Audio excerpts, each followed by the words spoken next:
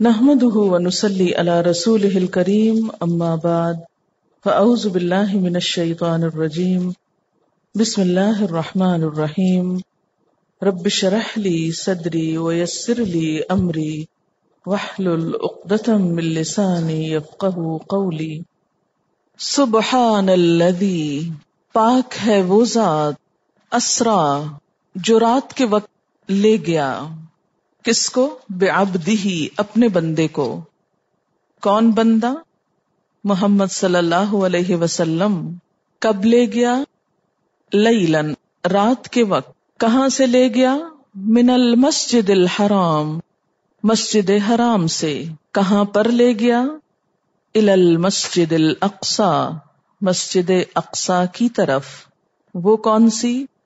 الذی وہ جو، بارکنا برکت دی ہم نے، برکت ڈالی ہم نے، حولہ اس کے ماحول کو، اس کے آس پاس کو. کیوں لے گیا؟ لنریہ تاکہ ہم دکھائیں اس کو. کس کو؟ محمد صلی اللہ علیہ وسلم کو. کیا دکھائیں؟ من آیاتنا اپنی آیات میں سے، اپنی نشانیوں میں سے. انہ کیونکہ وہ، هو السمیع البصیر وہ سننے والا ہے، دیکھنے والا ہے. اس آیت میں ایک خاص واقعے کا ذکر ہے. روایات میں آتا ہے کہ ہجرت سے 1 سال پہلے مکہ کے حالات بہت سخت تھے. یوں لگتا تھا کہ اسلام کی تاریخ بننے سے پہلے ہی ختم ہو جائے گی. مخالفت بہت شدید تھی، ہر طرف سے آپ کو ختم کرنے کی کوششیں کی جا رہی تھیں. عین اس وقت اللہ تعالیٰ نے پیغمبر اسلام صلی اللہ علیہ وسلم کو ایک عظیم نشانی دکھائی. یہ نشانی دراصل اس بات کا اعلان بھی تھی کہ جو دین آپ صلی اللہ علیہ وسلم کو دے کر بھیجا گیا ہے، اللہ تعالیٰ اپنی قدرت کے ساتھ اس دین کی تکمیل کرے گا، اور ایسے حالات سازگار کر دیے جائیں گے کہ یہ مشن تا قیامت جاری رہے. ہوا کچھ یوں کہ اللہ تعالیٰ اپنے خصوصی اہتمام کے ساتھ نبی صلی اللہ علیہ وسلم کو مکہ سے یعنی مسجد حرام سے مسجد اقصی یعنی فلسطین کی طرف لے گئے. آپ صلی اللہ علیہ وسلم کا یہ سفر صحیح روایات کے مطابق جسمانی سفر تھا، یعنی آپ بنفس نفیس خود تشریف لے گئے تھے، یہ خواب میں نہیں تھا. اسی سفر کا نام اسراء ہے. مکہ سے فلسطین تک کے سفر کا نام اسراء ہے. اسراء کا لفظ اسرا رات کے وقت کہیں لے جانا، یعنی اسرا کا لفظ ہی یہ معنی دیتا ہے کہ یہ سفر رات کے وقت کروایا گیا. قرآن پاک میں یہیں تک اس کا ذکر ہے، جبکہ احادیث سے پتہ چلتا ہے کہ پھر وہاں سے اللہ تعالیٰ آپ کو آسمانوں تک لے گئے. اس سفر کا نام معراج ہے. معراج کا لفظ عین رے جیم سے ہے، عرجا یا عرجو، اور اس کا مصدر عروج بھی ہے جس کا معنی ہے بلندی پر چڑھنا. معراج، معارج سیڑھیوں کو بھی کہتے ہیں. من اللہ ذی المعارج بلندیوں والا. بہرحال آپ صلی اللہ علیہ وسلم کو اللہ تعالیٰ نے یہ سفر اپنی خاص مشیت حکمت کے تحت کروایا. بیت المقدس میں آپ صلی اللہ علیہ وسلم نے تمام انبیاء کو امامت کروائی. وہاں وہ انبیاء بھی اس وقت موجود تھے. آپ کی امامت کا مطلب یہ تھا کہ اب قیامت تک کے لیے آپ صلی اللہ علیہ وسلم کی لائی ہوئی شریعت پچھلی تمام شریعتوں کی رہنما ہوگی. آپ کا لایا ہوا دین ہی دراصل دین ہوگا، اور باقی تمام چیزیں آپ کے لائے ہوئے دین کے تابع ہوں گی. یعنی پچھلے انبیاء جو کچھ لائے وہ اب ایک طرح سے انویلڈ ہے، اور قیامت تک جو دین اللہ نے باقی رکھنا چاہا ہے وہ اس قرآن میں مکمل کر دیا گیا. اور ہدایت کے لیے تمام ادیان والوں کو، تمام قوموں کو نبی صلی اللہ علیہ وسلم کی طرف رجوع کرنا چاہیے اور آپ کے لائے ہوئے دین کو فالو کرنا چاہیے. اس اہم تقریب کے لیے فلسطین کی زمین کو منتخب کیا گیا، اس لیے کہ فلسطین کا علاقہ وہ بابرکت علاقہ ہے جس پر اللہ تعالیٰ نے بے شمار انبیاء کو مبعوث کیا. یہ مختصر سا اس آیت کا تعارف ہے. اب ہم ذرا مزید تفصیل کے ساتھ الفاظ کو دیکھتے ہیں اور اس واقعے کی کچھ اور تفصیلات بھی. ابتدا ہوتی ہے سبحان الذی. یہ لفظ سبحان اللہ سے ہے. عام روز مرہ زندگی میں سبحان اللہ کا لفظ کب کہا جاتا ہے؟ جب آپ کوئی ایسی چیز دیکھتے ہیں کہ جس پر آپ حیران ہو اور جس میں کسی عظیم الشان واقعے کی طرف نشاندہی ہو. ہوا یہ تھا دراصل کہ جب آپ صلی اللہ علیہ وسلم نے سفر سے واپسی پر آ کر لوگوں کو یہ بتایا مجھ کو معراج نصیب ہوئی ہے اور میں آسمانوں سے ہو کر آ رہا ہوں، تو لوگوں کو اس بات پر بہت شک ہوا اور انہوں نے آپ کی تعلیمات میں بھی شک کرنا شروع کر دیا. اس موقع پر کئی ایک ایمان والے لوگ بھی اندر سے ہل گئے. یہی وہ موقع تھا جب حضرت ابوبکر صدیق رضی اللہ تعالی عنہ نے پورے کانفیڈنس کے ساتھ آپ کی تصدیق کی اور اسی کے نتیجے میں آپ کا لقب صدیق رکھا گیا. انہوں نے کہا کہ آپ صلی اللہ علیہ وسلم نے اگر یہ کہا ہے تو سچ ہی کہا ہے، میں اس کو مانتا ہوں. ماننے میں مشکل بھی کیا ہے، اس لیے کہ یہ واقعہ اس ہستی کے اذن، اس ہستی کی طاقت سے وقوع پذیر ہو رہا تھا جس کے لیے کوئی بھی کام مشکل نہ تھا. اگر آج 1400 سال کے بعد لوگوں نے جہاز بنا لیے ہیں، عام انسانوں نے، اور اگر اس وقت میں آپ سے یہ کہوں کہ میں 1 گھنٹہ پہلے 30,000 فٹ کی بلندی پر آسمانوں میں سیر کر رہی تھی، تو آپ اس بات کو اس لیے مان لیں گے کہ ہاں واقعی آج میرا سفر جہاز کا سفر تھا. اور جہاز کس نے بنایا؟ کسی انسان نے بنایا. اگر انسان کے بنائے ہوئے جہاز پر انسان ہزاروں فٹ اوپر فضا میں جا سکتا ہے اور بسہولت واپس آ سکتا ہے، تو اللہ کے رسول صلی اللہ علیہ وسلم اللہ سبحانہ و تعالی کی بنائی ہوئی بھیجی ہوئی سواری پر بیٹھ کر، براق پر بیٹھ کر آخر آسمانوں پر کیوں نہیں جا سکتے؟ اس بات کے ماننے میں مشکل ہی کیا ہے؟ جس رب نے وہ بلند ترین آسمان اٹھایا، کیا وہ رب اپنے ایک بندے کو آسمان تک نہیں لے جا سکتا؟ اس کے لیے کچھ بھی مشکل نہیں. لیکن بہرحال اس دور میں بھی اور آج بھی کئی لوگ آپ صلی اللہ علیہ وسلم کے آسمانوں تک پہنچنے میں شک کرتے ہیں.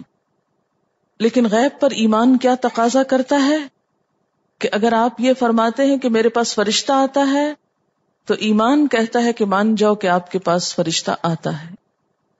یہ سب چیزیں یؤمنون بالغیب سے تعلق رکھتی ہیں.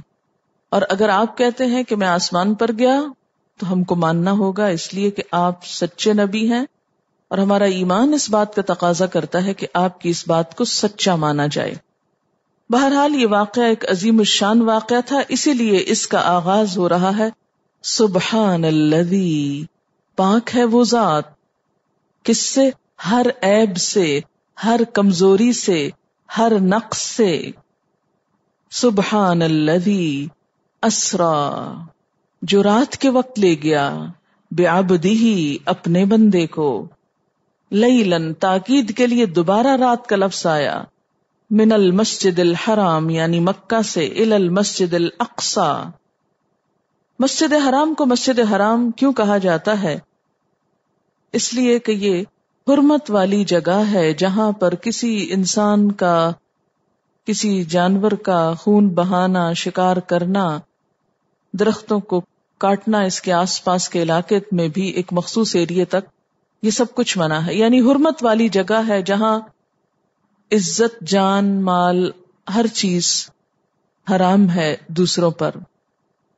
جو بھی یہاں داخل ہو، من دخلہ کان آمنا، جو یہاں داخل ہو جائے وہ امن میں آ جاتا ہے. الی المسجد الاقصی، مسجد اقصی کی طرف. مسجد اقصی، اقصی کا لفظ ہے دور کی مسجد. آپ پیچھے پڑھ چکے ہیں بالعدوۃ القصوی، قاف صاد واو یہ قصوی. قصوی کا بھی کیا معنی تھا؟ دور کے کنارے پر. وہ دور کے کنارے پر تھے یا دوسرے کنارے پر تھے. تو مسجد اقصی سے مراد وہ مسجد جو مکہ سے دور تھی. مکہ سے القدس کی مسافت 40 راتوں کی ہے. یعنی اگر آپ صلی اللہ علیہ وسلم کے زمانے میں کوئی شخص اس بات کا ارادہ کرے کہ وہ مکہ سے بیت المقدس جائے تو اس کو اونٹ پر بیٹھ کر وہاں جانے کے لیے کیا درکار تھا؟ 40 راتوں کا سفر. تو اس لیے مکہ والے اس کو کیا نام دیتے تھے؟ مسجد اقصی، دور والی مسجد. الذی بارکنا حولہ، جس کے آس پاس میں ہم نے بہت برکتیں رکھ دی ہیں. یعنی برکتیں کس لحاظ سے کہ اس کی زمین بھی بہت بابرکت ہے، قدرتی نہروں کی زمین ہے، پھلوں کی کثرت اور فراوانی ہے، انبیاء کی اکثریت کا مسکن اور مدفن ہے، یعنی دفن بھی وہیں ہوئے ہیں بہت سارے انبیاء. لنریہ، تاکہ ہم آپ کو دکھائیں. کیا دکھائیں؟ من آیاتنا، اپنی نشانیوں میں سے. وہ کون سی نشانیاں تھیں جو آپ صلی اللہ علیہ وسلم نے اس رات میں دیکھی؟ ان کے بارے میں تھوڑا سا ہم تفصیل سے ذرا دیکھیں گے ابھی واقعہ. انہ هو السمیع البصیر، بے شک وہ سننے والا ہے، دیکھنے والا. یہ کیوں کہا گیا کہ وہ سن رہا ہے؟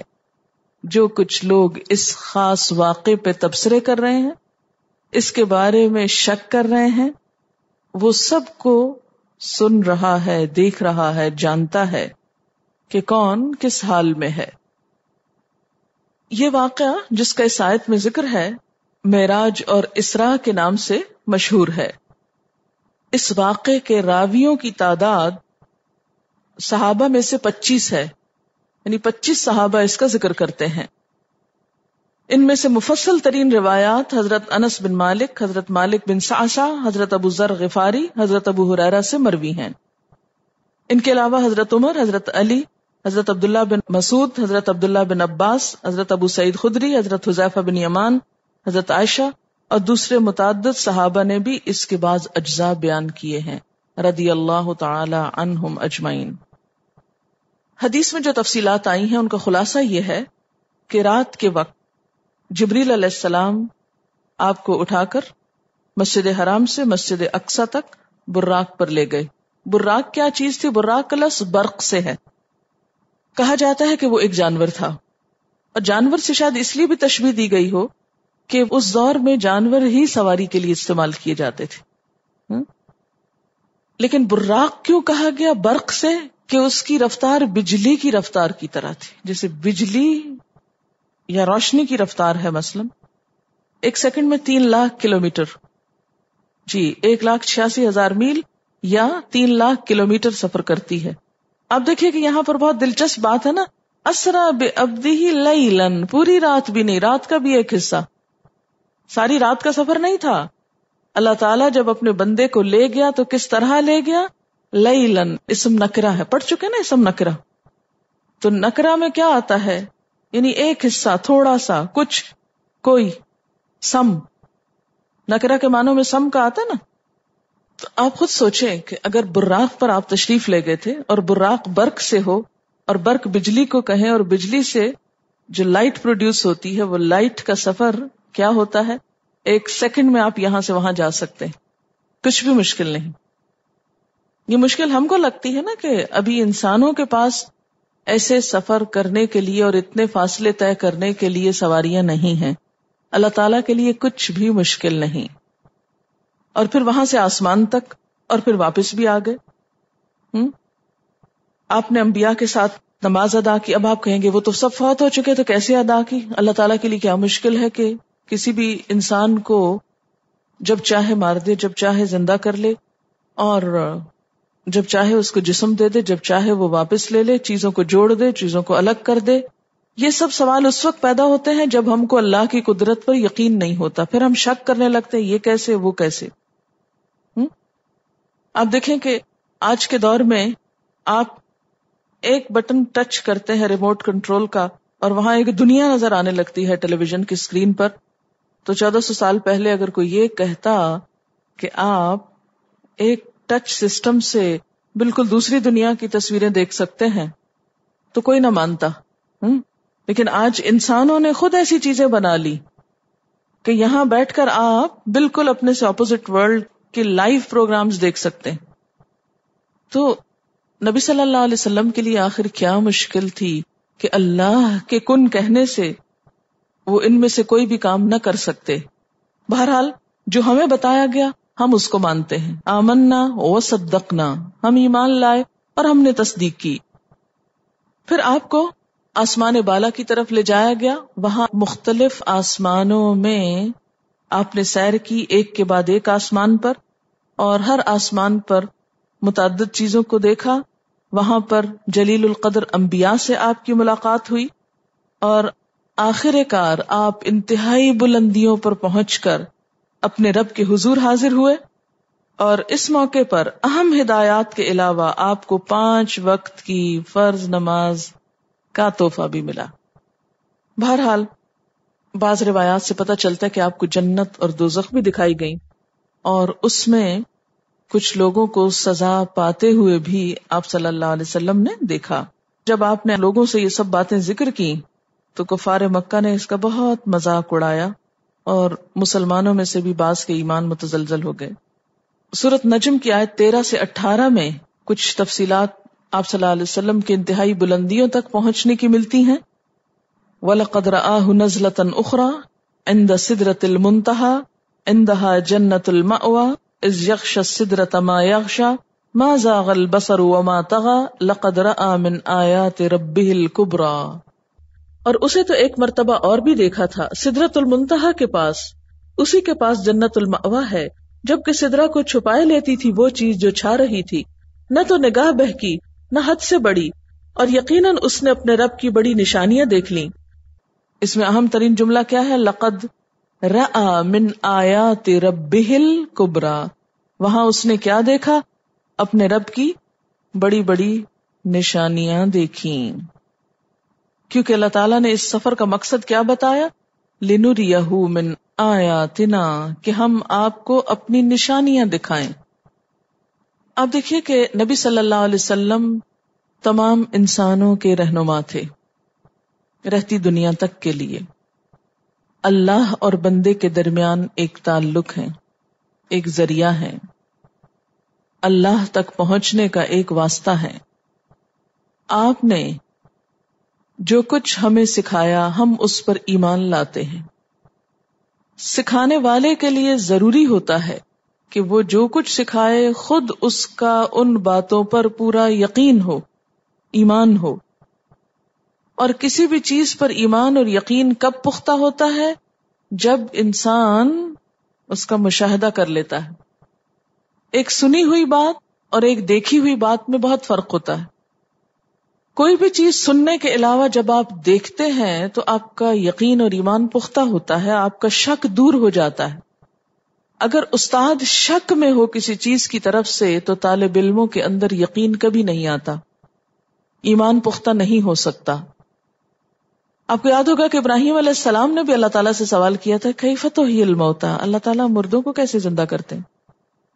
تو آپ صلی اللہ علیہ وسلم کو جنت اور دوزخ آپ کی آنکھوں سے دکھائی گئی تاکہ کسی قسم کا کوئی شک نہ رہے، اور آپ ہم سب کے ایک طرح سے ریپریزنٹیٹو تھے، نمائندے تھے۔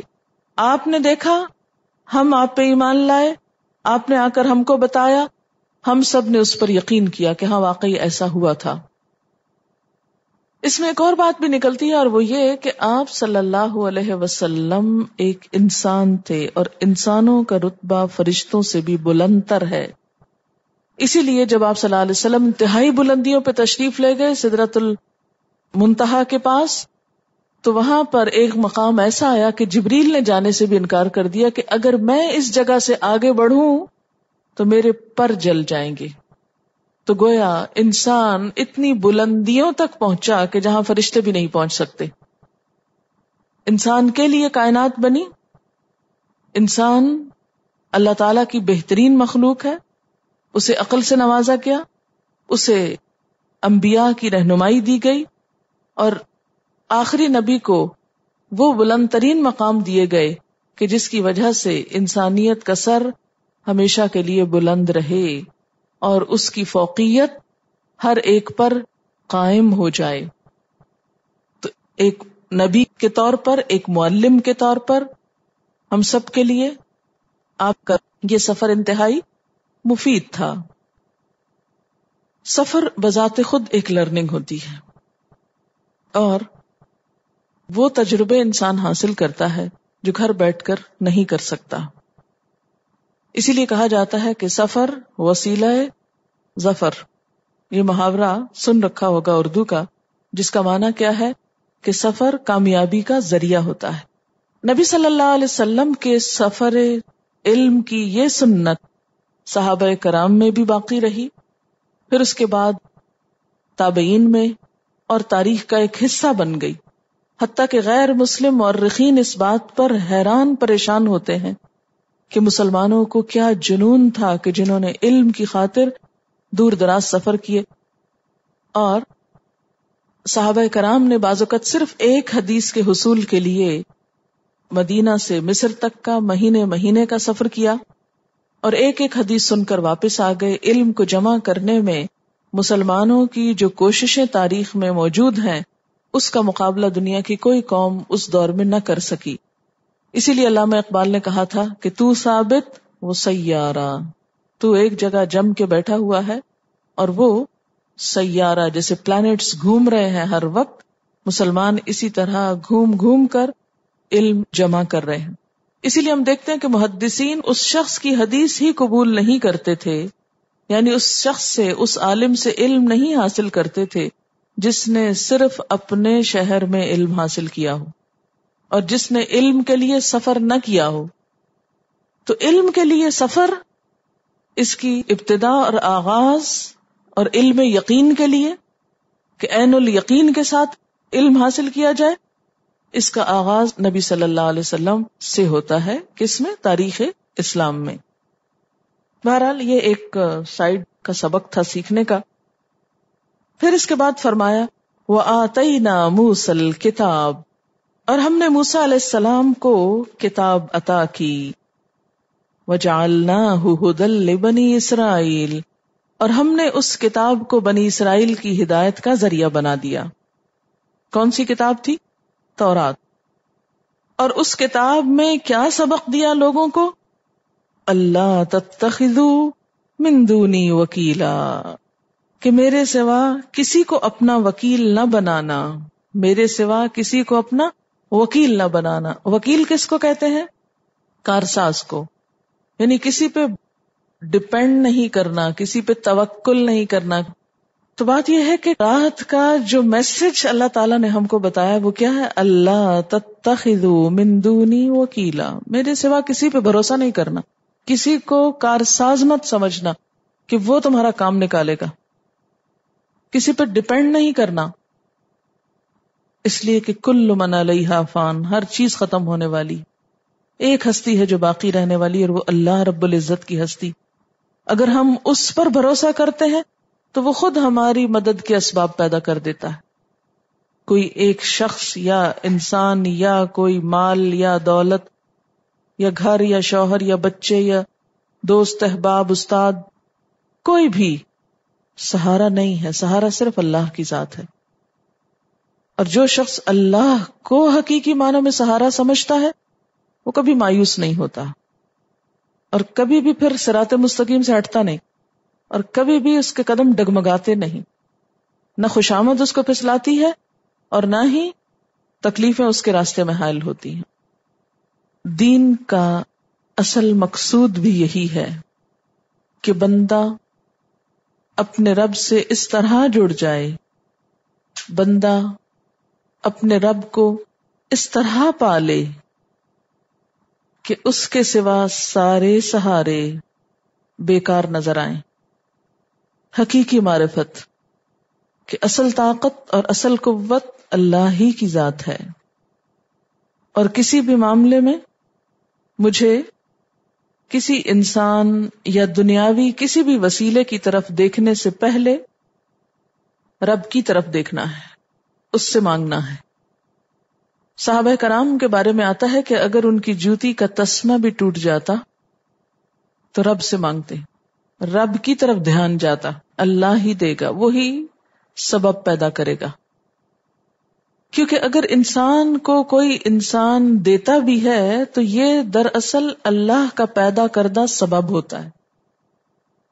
اگر سگی ماں کے دل میں بھی اللہ خیال نہ ڈالے تو وہ بھی پوری قدرت رکھنے کے باوجود ضرورت پوری نہیں کر سکتی۔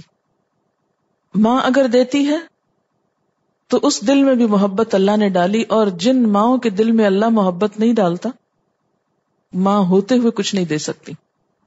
کسی انسان کے دل میں آپ کے لیے محبت کا ہونا، یہ بھی دراصل اللہ کی ایک نعمت ہوتی، یہ اللہ ہی کی طرف سے ہوتا ہے کہ وہ کسی کے دل میں آپ کا خیال ڈال دے، لیکن اصل قوت اللہ ہی کی ہے۔ تو صحیح توحید کا عقیدہ کیا ہے؟ بات یہ ہے کہ آپ کے دل میں شاید یہ خیال آ رہا ہو کہ ہم نے پیچھے تو پڑھا تھا کہ ہر پیغمبر نے آ کے اپنی اپنی قوم سے کہا تھا کہ یا قوم اعبدوا اللہ، اے میری قوم اللہ کی عبادت کرو اور شرک نہ کرو، اور اب تک ہم یہی کہتے رہے، اور اب یہاں پر تو لفظ بدل چکے ہیں۔ تو دیکھیے کہ لفظ ضرور بدلے ہیں، مفہوم اور روح ایک ہی ہے۔ وہاں سمپل سادے الفاظ میں عبادت کی دعوت دی گئی ہے، یہاں عبادت کی روح بتا دی گئی ہے۔ جب انسان سجدے میں پڑھتا ہے، نماز پڑھتا ہے یا دعا مانگتا ہے، عبادت کی یہی بڑی بڑی قسمیں ہیں۔ تو جب یہ دعا ہم کرتے ہیں یا عبادت کرتے ہیں تو دراصل ہم پوری طرح اس کی طرف یکسو ہو جاتے ہیں کہ صرف تو ہے اب، اور بس تو۔ اسی لیے منع کیا گیا نا کہ اللہ کے علاوہ کسی اور کے آگے سجدہ نہ کرو، اللہ کے علاوہ کسی اور کے آگے ہاتھ نہ پھیلاؤ، ایاک نعبد و ایاک نستعین۔ لہذا دین کی اصل روح کیا ہے کہ اللہ کے سوا کسی کو بھروسے کے لائق نہ سمجھا جائے۔ اللہ تتخذوا من دونی وکیلا، اور جو شخص اللہ پہ بھروسہ کرنا نہیں جانتا وہ دنیا اور آخرت دونوں میں خسارے میں ہے۔ کیوں؟ اس لیے کہ دنیا میں بھی اگر انسان کبھی ایک چیز کے اوپر سہارا لیتا ہے اور وہ اس کو مایوس کر جاتا ہے، پھر دوسرے کے اوپر سہارا لیتا ہے وہ مایوس کر جاتا ہے، پھر تیسرے پہ لیتا ہے وہ مایوس کر جاتا ہے۔ کبھی انسان اپنی صحت پر سہارا لیتا ہے کہ میں بہت صحت مند ہوں، بہت قابل ہوں، کبھی اپنی ذہانت کو قابل بھروسہ سمجھتا ہے، اپنی عقل کو، تو کیا ہوتا ہے وقت کے ساتھ ساتھ سب سہارے چھوڑ جاتے ہیں، اور بسا اوقات عین موقع پر انسان وہ بات بھول جاتا ہے جو اسے یاد رکھنی چاہیے۔ وہی ہماری یادداشت، میموری، ذہانت، عقل مندی، وہ سب فیل ہو جاتے ہیں ایٹ ٹائمز۔ صحت بگڑتے بھی دیر نہیں لگتی۔ تو ذاتی زندگی میں بھی ان تمام چیزوں کے بارے میں ہمارا تصور کیا ہونا چاہیے کہ یہ اللہ کی نعمتیں ہیں جو اس نے ہمیں دی ہیں۔ اصل قوت وہ ہے، یہ چیزیں اس وقت تک مجھے فائدہ دیں گی جب تک وہ چاہے گا، وہ نہیں چاہے گا تو ان میں سے کوئی بھی چیز کارآمد نہیں۔ اور اسی طرح اجتماعی زندگی میں اور آخرت کے معاملے میں بھی کہ وہ چاہے گا تو بخشے گا، اسی کے سہارے میں پار لگوں گا۔ اور دین کی دعوت یا تبلیغ کے معاملے میں بھی نہ اپنے علم پر بھروسہ کرنا چاہیے، نہ اپنی قابلیت پر، نہ ذہانت اور لیاقت پر، اور نہ ہی مال و دولت پر، اور نہ ہی انسانوں پر۔